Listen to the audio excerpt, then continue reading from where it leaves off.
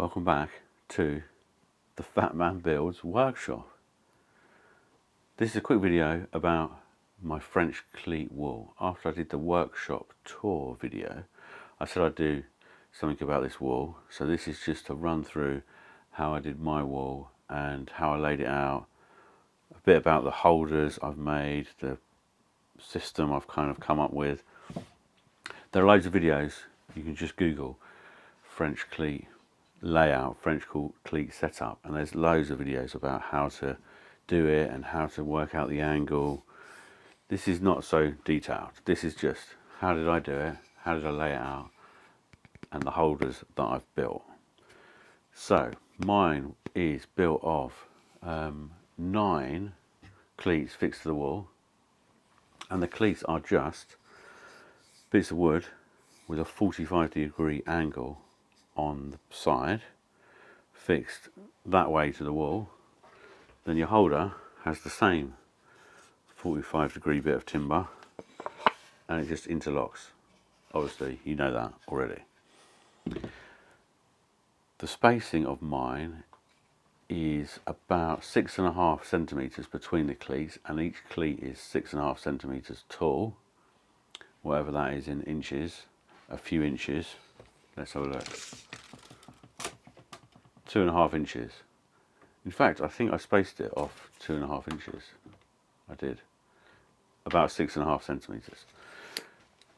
So the way I got mine cut, given this is quite a small workshop, even though I do have a table saw, I bought this ply from B&Q in the UK, Lowe's or Home Depot in America, and in B&Q in the UK they do free rip cuts, or any cuts actually.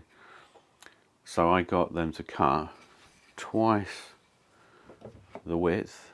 They wouldn't do the 45-degree cut, but I got them to cut, I think 9 strips, or maybe 10, no, I think 9 strips at 14 centimeters, and then brought them home. So then I had much more manageable pieces to push through the table saw and get my 45-degree cut on the table saw. Then just sanded down the top edge a little bit, because you don't want, if you have a very sharp edge, it will just split. Same on the ones that go on the holders. And then just screw it to the wall. I didn't bother gluing it, it's screwed through into the studs of this wall, which are, I should remember this, 400 centres. So every 400 it's got, you know, a chunky, probably 60-70 mil screw going into the stud, so it's fine. So that's the wall. The spacing, I just fixed the first one, made it level, and then used another piece before I'd cut the angle on as a spacer, then put the next one on. I did that because I kind of wanted it even. I didn't want to, some people have a big gap and a small cleat, but I wanted it to look even because I think it looks better, and you have got to stare at it all day. And then you just use the same cleat to fix to whatever your holder is. So now onto the holders. This was the first one I made, which I kind of just threw together out of some of this ply, 9mm ply, that's got this kind of pink layer on the top, which I didn't really like, but anyway, it holds the cans and stuff, and it's just got a couple of cleats on the back to hold it up. When you're doing a holder, if it's a big holder like this one and it's going to hold some weight, make sure it spans 2 cleats. If it's just on one cleat, it will try and tip forward off the edge. If it's a small holder like this one cleat's fine. That's another reason why I went with 6.5 centimeters. There is a temptation to make a smaller cleat, and you think, oh, I can get more then, and I'll better use of materials. But the smaller the cleat, the harder it is for the holder to stay on, if the cleat was very narrow, it would try and tip forward. The kind of basic layout I've gone with, almost for every one, except for this one, and this one, although they're similar, is to use up what I had left. So what I had left after building the summer house and the workshop was loads of OSB from the walls and quite a bit of cedar. Now, you might think, oh, you're using cedar for French cleats, but it's the few, probably, I don't know, 6 or 8 bits that weren't great from the batch of cedar I bought for the cladding on the outside. There's, like this one, for example, is bowed, but there was enough good bits to make some holders, and I've still got some left. And basically what I did was, after I built this one, I realised, and this one, each one was taking quite a bit of time. So what I did was, I batch cut a load of backs, basically ripped down a whole length, so I had all the backs done at the same time. For the sides, I just did like a rabbit cut in the side, so that then the base will go in, then the back goes on, and then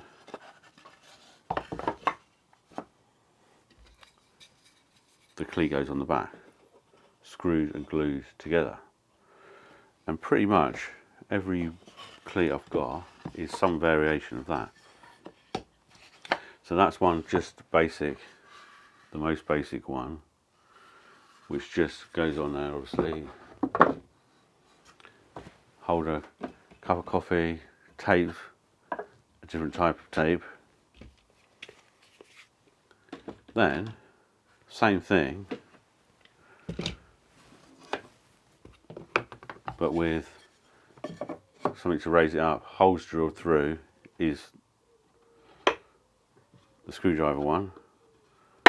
And obviously batching these out and cutting these out, you could have them as long or as short as you want. So that step up is just to raise the screwdriver, the height of the screwdriver handles at the back when you're using it. That's really good actually, because you can be working here and just reach up and grab the screwdrivers. So that's that. The same thing, again, almost exactly the same here, but with slots in the back is the files one. Very similar. This one again has got a slot all the way through here, 2 slots all the way through, which is the pliers and stuff. One bit of a limitation with this, although it works out fine, is because the edge, you know, what I'm using as the side, has got a fixed width because it's the cedar. After I've cut the tongue groove off, by the way.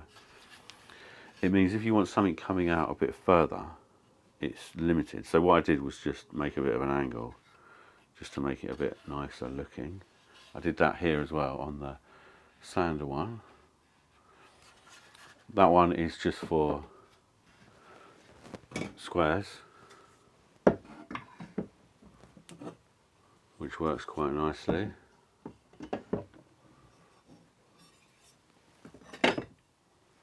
I've got one here, just a little box for anything, rulers at the moment. I could, you know, you could make one with slots for rulers, but that's sort of fine as it is. What else have I got? Oh yeah, this one. So this is for clamps. So this one I made of what I had left of that sheet of ply, because I got them to rip 9 strips and left me with 2 kind of chunky bits at the bottom, which I used to make this. I've got a couple of these, and also this miter saw, not miter saw,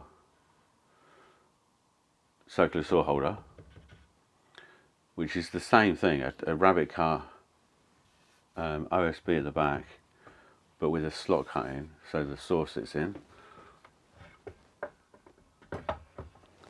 Quite like that one. So these, well, let's put this here, and then your, clamps go in there, stack them up. That normally sits up there. What other ones have I got? Oh, hammer one. Again, same principle, but slots cut in the front for hammers.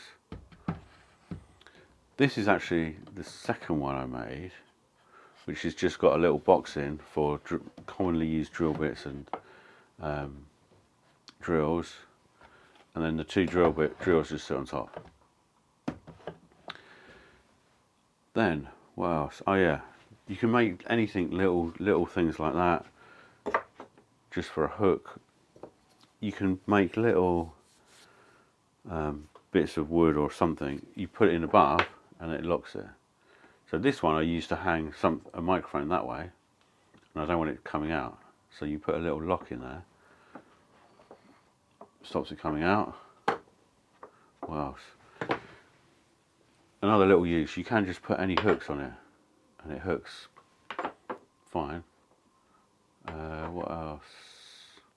Oh yeah, this one. So again, this was just bits of what was left over with a little cedar lip on the edge. So it's just a cleat on the back, two bits of 45 and a bit on the front with a little cedar lip. And that one takes your phone. Have I got any others? Little hook, just a hook screwed onto the front of one works to hold the Dremel. Got a little case of nuts and bolts. The sander is again just longer with rabbit cuts in. Shells for the discs, and it just sits on top. The only thing to consider when doing the French cleats, and you can kind of see it a little bit as I've been putting them in different places, is if you have one like this, you've got to lift the screwdriver all the way up and pull it out. So you can't put another one right above it. So just think about that when you're designing them. Ones like this are fine. So this one, I can take that straight in and out. So ideally, to make the best use, you actually want it so you can pull it out this way, like this. Works fine. If I had this in a holder, I'd have to lift it up and out. So just think about that when you're designing the holders. Like these ones, that's got to come up. So take out that, it's got to go all the way up there. So something to think about. If you need to really maximize the space, try and design the holders so things can come straight out rather than up and out. So now, for example, I can't get these screwdrivers out easily. So that's one thing to consider. For little things, take your Dunder Mifflin mug. Works quite well on the same basic layout again. What else? Anything else? That's it really. Simple. 45-degree bit of wood, another 45-degree bit of wood, and you can end up with a workshop of dreams. Thanks for watching. See you on the next video.